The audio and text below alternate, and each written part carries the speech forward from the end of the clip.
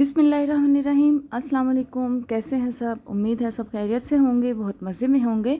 आज मैं आपके साथ बनाऊंगी बहुत ही मज़ेदार सा और बहुत ही आसान सा तवे पर पिज़्ज़ा। आप देख सकते हैं कि इसका जो क्रस्ट है वो बहुत ही अच्छा सा नाइस सा जो है वो गोल्डन सा हो गया था और बहुत क्रिस्पी बना है और इसका टेस्ट भी बहुत ज़बरदस्त बनता है। और तवे पर जो है वो बिल्कुल इसका फ्लेवर जो है बहुत ही बिल्कुल ऐसा बनता है जैसा कि ओवन में बनता है। तो मैं ओवन में भी बनाना आपको बताऊंगी और तवे पर भी। तो चलिए स्टार्ट करते हैं अपनी आज की रेसिपी। सबसे पहले 1 किलो जो है वो हमने इसमें मैदा लेना है। मैदा आप अपनी मर्ज़ी के मुताबिक जो है वो ले सकते हैं। इसके 4 पिज़्ज़े निहायत आसानी से बन जाते हैं, लार्ज साइज़ के। और इसकी रेसिपी भी बहुत ही आसान है। तो मैदे के अंदर आपने सबसे पहले एक ईस्ट का पैकेट डालना है। ईस्ट आप ये इस तरह से रोज़मोर कंपनी का भी ले सकते हैं, इंस्टेंट ईस्ट। और 2 चम्मच शहद इसमें डालने हैं। 1 चम्मच इसके अंदर नमक का ऐड करना है और हल्के से गर्म पानी के साथ आपने इसको गूंदना है। ये बहुत ही आसानी के साथ गूंद जाता है, हाथ से भी। हाथ से आप इसको ऐसे गूंदेंगे जैसे कि हम अपना नॉर्मल आटा गूंदते हैं, बिल्कुल इसी तरह से। और इसकी डो भी बिल्कुल इतनी ही नरम रखनी है जितनी हम अपने आटे की रखते हैं रोटियां बनाने के लिए। बहुत ज़्यादा सख्त नहीं करेंगे, बिल्कुल यानी कि सॉफ्ट सी डो बना लेंगे। और पानी हम अपने अंदाज़े के मुताबिक इसके अंदर डालते जाएंगे थोड़ा थोड़ा करके। तकरीबन जो है वो 2 ग्लास इसमें जो मीडियम साइज़ के ग्लास हैं वो इसमें 2 ग्लास मैंने डाले हैं। और आधा कप जो है वो इसके अंदर दूध का ऐड करेंगे। इससे जो हमारी ब्रेड है वो बहुत ही सॉफ्ट बनेगी। मैं मशीन में कर रही हूँ, तो आप इसे हाथ से भी कर सकते हैं निहायत आसानी से। तो इस तरह से जो है वो हम इसको बहुत अच्छी तरह से गूंद लेंगे कि जो हमारी डो है बहुत ही अच्छी सी मुलायम सी हो जाए। इस पॉइंट पर हम इसके अंदर 4 चम्मच मक्खन के डालेंगे। मक्खन ये थोड़ा सा जो है वो सॉफ्ट ही है, रूम टेम्परेचर पर है। तो हम इसको डाल देंगे और यानी कि इसे अच्छा सा गूंद लेंगे ताकि मक्खन जो है वो इसके अंदर अच्छी तरह से मिक्स हो जाए।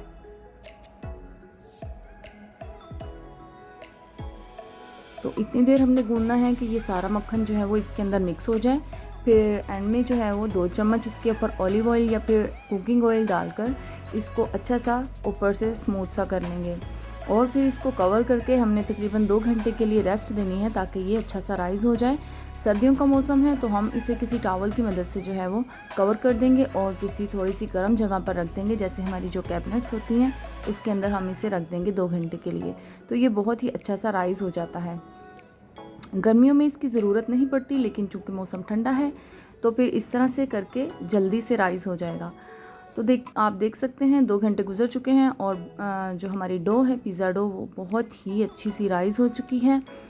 और हम इसको थोड़ा सा जो है वो हाथ की मदद से दोबारा से मिक्स कर लेंगे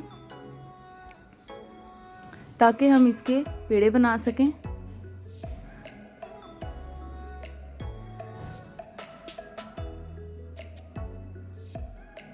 इस तरह से जो है वो हम अच्छा सा इसको मिक्स कर लेंगे और सरफेस पे थोड़ा सा ड्राई फ्लावर छिड़क कर तो हम डो को इसके ऊपर डाल देंगे और फिर इस तरह से छुरी की मदद से इसको कट कर लेंगे। जितने भी हमने पेड़े बनाने हैं, मेरे इसके अंदर से 4 साइज़ के जो है वो 4 जो हैं वो लार्ज साइज़ के पिज़्ज़े बन गए हैं।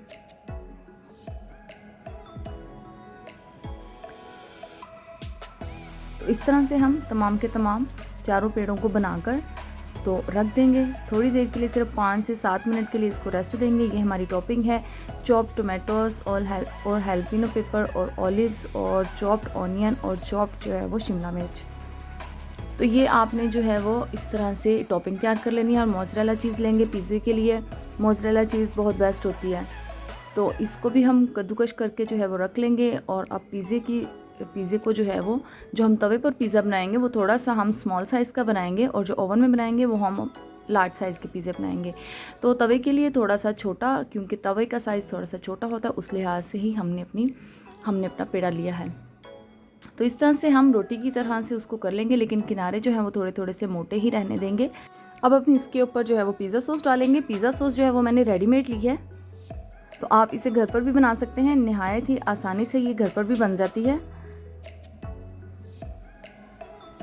तो मैंने अपनी पहले पिज़्ज़े की जो वीडियो है उसके अंदर बहुत ही डिटेल के साथ जो है वो तमाम की तमाम चीज़ें बनाना सिखाई हैं। उसमें मैंने पिज़्ज़ा सॉस भी बनाना सिखाया है, तो आप वहाँ से मेरी रेसिपी ले सकते हैं और डिस्क्रिप्शन बॉक्स में भी मैं वो डाल दूँगी। तो इस तरह से हम अपनी तमाम की तमाम टॉपिंग्स जो हैं वो जो भी हमें पसंद है वो हम इसके ऊपर डाल देंगे। चूल्हा अभी मैंने ऑन नहीं किया है, चूल्हा अभी बंद है और पहले हम इसको रेडी कर लेंगे और इसके ऊपर मैं ये इस तरह से चिकन टिक्का जो विंग्स बनाए हैं वो भी इसके ऊपर ऐड कर दूँगी और इसके ऊपर लास्ट में जो चीज़ है वो भी इसके ऊपर डाल देंगे। चिकन टिक्का विंग्स की रेसिपी भी आपको डिस्क्रिप्शन बॉक्स में मिल जाएगी। विंग्स के ऊपर से मैंने मीट को जो है वो अलहदा करके तो वो इसके ऊपर डाल दिया था। अब जो है वो हम अपनी फ्लेम जो है वो ऑन करेंगे, बिल्कुल स्लो फ्लेम पर हमने चूल्हे को रखना है और साइडों पर थोड़ा थोड़ा सा मक्खन हमने डाल देना है ताकि साइडों से ये अच्छा सा इसका क्रस्ट जो है वो बहुत ही ज़बरदस्त सा बन जाए। ढककर हम इसको तकरीबन 15 मिनट के लिए पका लेंगे। साथ ही हम अपना ओवन वाला पिज़्ज़ा भी रेडी कर लेंगे। इस तरह से जो है वो बेल के इसके डो को तो हम प्लेट में लगा लेंगे, इसकी टॉपिंग्स लगा लेंगे, पिज़्ज़ा सॉस लगा लेंगे और फिर ऊपर से चीज़ छिड़क कर जो है वो इसे ओवन में हम प्री हीटेड ओवन है तो इसको 20 मिनट के लिए बेक कर लेंगे फुल फ्लेम पे। तो आप देख सकते हैं कि तवे वाला पिज़्ज़ा भी हमारा बनकर रेडी हो चुका है। इसका क्रस्ट जो है वो बहुत ही क्रिस्पी, बहुत खस्ता सा बना है और ऊपर से जो है वो क्योंकि तवे पर जब बनाते हैं पिज़्ज़ा तो ऊपर से इसका कलर इतना नहीं आता है, तो ऊपर से कलर लाने के लिए आपने इसको थोड़ी देर के लिए नीचे वाला ओवन जो है वो नीचे वाले ओवन में ऊपर वाली फ्लेम ऑन करके ऊपर से सेक लेना है। अदरवाइज़ फिर भी ये बहुत ही परफेक्ट बनता है बग़ैर कलर के। तो आप इस तरह से भी इसको सर्व कर सकते हैं। तो जी ये थी मेरी आज की रेसिपी।